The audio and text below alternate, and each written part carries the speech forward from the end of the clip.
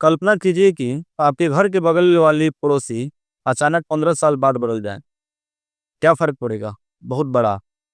ऐसा ही कुछ हुआ है भारत के सबसे महत्वपूर्ण पड़ोसी देश बांग्लादेश। 15 साल तक सत्ता में रहने के बाद शेख हसीना का दौर खत्म हुआ और अब सत्ता की कमान सँभालने जा रहे हैं तारिक रहमान। लेकिन असली सवाल यह है कि क्या यह सिर्फ़ सरकार का बदलाव है या भारत-बांग्लादेश रिश्तों में भी नया मोड़ आने वाला है? आखिर हुआ क्या? फरवरी 2026 के चुनाव में बांग्लादेश नेशनलिस्ट पार्टी बीएनपी ने जबरदस्त जीत दर्ज की।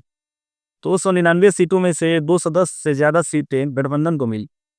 वाली लंबे समय तक सत्ता में रही अवामी लीग इस बार कमजोर दिखी।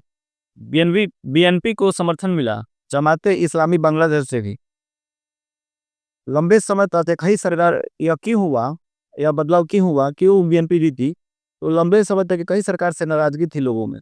युवाओं और छात्रों का आंदोलन बार-बार हो रहा था। महँगाई और रोजगार के मुद्दे थे। नए नेतृत्व की मांग थी, यानी जनता बदलाव चाहते थे और उसने कर दिया। अब क्या बदलेगा आइए जानते हैं। इस बार चुनाव के साथ एक जनमत संग्रह भी हुआ। जनता ने तय किया कि कोई भी प्रधानमंत्री 2 बार से ज़्यादा सत्ता में नहीं रहेगा। मतलब अब लंबे समय की सत्ता का दौर खत्म हो सकता है।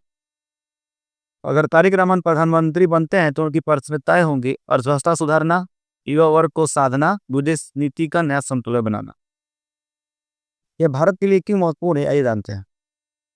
भारत और बांग्लादेश के रिश्ते बहुत गहरे हैं। सीमा 4000 किलोमीटर से ज़्यादा है। यानी कि भारत से बांग्लादेश की सीमा की लंबाई लगभग 4000 किलोमीटर से ज़्यादा है। तो इसलिए ये महत्वपूर्ण है। व्यापार अरबों डॉलर का है। पूर्वोत्तर भारत की कनेक्टिविटी बांग्लादेश से होकर जाता है और अच्छा सहयोग। शेख हसीना के दौर में भारत और बांग्लादेश के रिश्ते काफ़ी मजबूत रहे, लेकिन बीएनपी का इतिहास थोड़ा अलग रहा। पहले इस पार्टी का झुकाव पाकिस्तान और चीन की तरफ माना जाता था, लेकिन हालांकि नरेंद्र मोदी ने तुरंत बधाई देकर साफ कर दिया है कि भारत रिश्ते खराब नहीं करना चाहता। अगर रिश्ते मजबूत रहते हैं तो व्यापार और बढ़ेगा, पूर्वोत्तर भारत को फायदा होगा, सीमा सुरक्षा बेहतर होंगे। और अगर दूरी बढ़ती है, मौजूदा जो सरकार बनने जा रही है उससे भारत की, तो घुसपैठ और सुरक्षा के मुद्दे दर जाएंगे।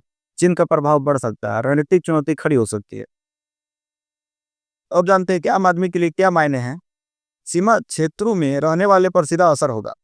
जो सीमा के आसपास लोग हैं उन पर सीधा असर होगा। अगर दोनों देशों के बीच दूरियां बढ़ती हैं तो व्यापार बढ़ेगा, तो कीमतों पर असर भी होगा। सुरक्षा सहयोग कमजोर हुआ तो चिंता और बढ़ जाएगा। मतलब यह सिर्फ राजनीति में ही है, यह हमारे पड़ोस और भविष्य की कहानी है।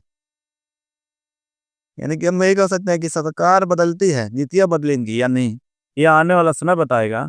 लेकिन एक बात तय है, भारत को अब और समझदारी से कूटनीति करनी होगी, क्योंकि पड़ोसी बदला है और पड़ोसी कभी दूर दूर नहीं होता। तो ठीक है दोस्तों, अगर ये आपको वीडियो अच्छा लगा हो तो इसको चैनल को सपोर्ट कीजिएगा। तब तक के लिए जय हिंद, मिलते हैं नेक्स्ट वीडियो।